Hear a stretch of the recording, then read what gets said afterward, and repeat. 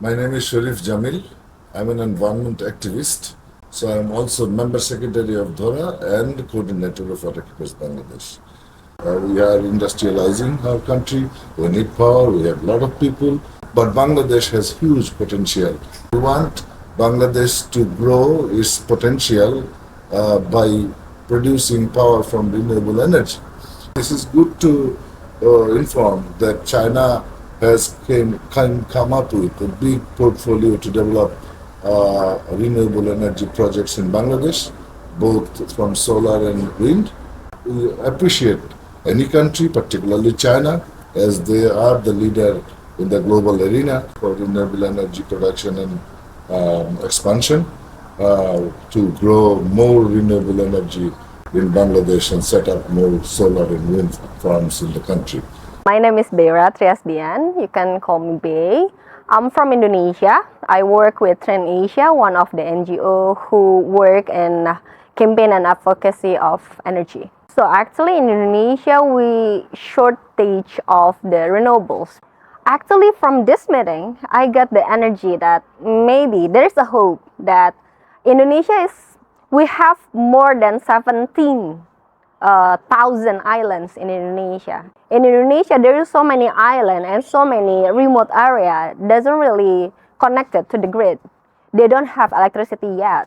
So I think if true, China would like to fill the gap for the small yet beautiful business of renewable energy, and it will be beneficial for people. I'm Shahriar Ahmed Choudhury. I'm a director, Center for Energy Research, and also teaching in a university. Energy transition is very much important for Bangladesh.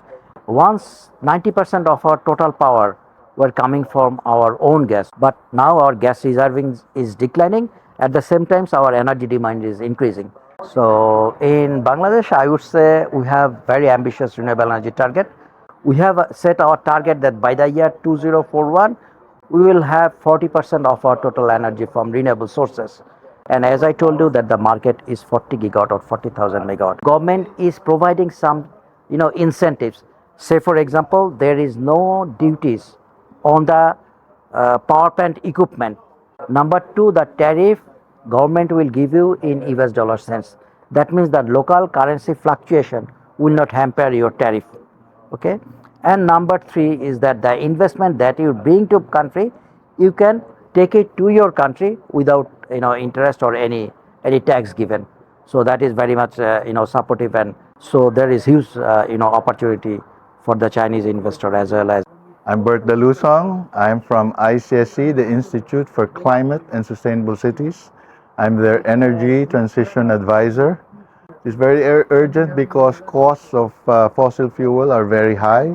We do not subsidize fossil fuel. We import basically all of our coal, gas, LNG, and oil requirements. So all of these are a burden to our economy, and therefore the transition is urgent. I know of several companies that have Chinese EPC contractors. So a lot of participation by Chinese players in our electricity sector. I wish there were more because we need more. Like I said, if we had a National Grid Corporation of the Philippines that would be more capable of expanding the system, then more renewable energy can come in. My name is Vanitri Jamur Kristanto. You can call me Rere. I'm working with an organization called WALHI, or in English it's called Indonesian Forum for Environment. Like 80% of our energy now still based on fossil fuel. Because if we still rely on fossil fuel in Indonesia, it's destruct environment more and more.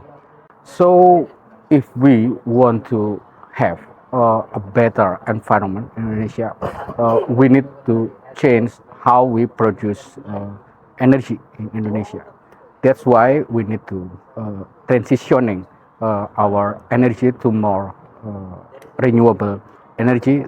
I think the important part is like what you said in the report, like small yet beautiful. That part is really important for how we manage toward our transition of energy, because like in Indonesia, we have many islands. Indonesia is archipelago country. We have 17,000 islands. Of course, the best strategy to do energy generation Indonesia is through decentralization, more focusing on community. So the small yet beautiful kind of transitioning energy is really works in country like Indonesia. There is a big push to like transitioning our energy system, and part of it is Chinese organization or Chinese corporation or Chinese government have their role on this transitioning energy in Indonesia. China would like to fill the gap Renewable for the energy small, production, we will have expansion, 40% of then our more energy to from grow renewable more energy. renewable energy. Transitioning energy is really works in country like Indonesia.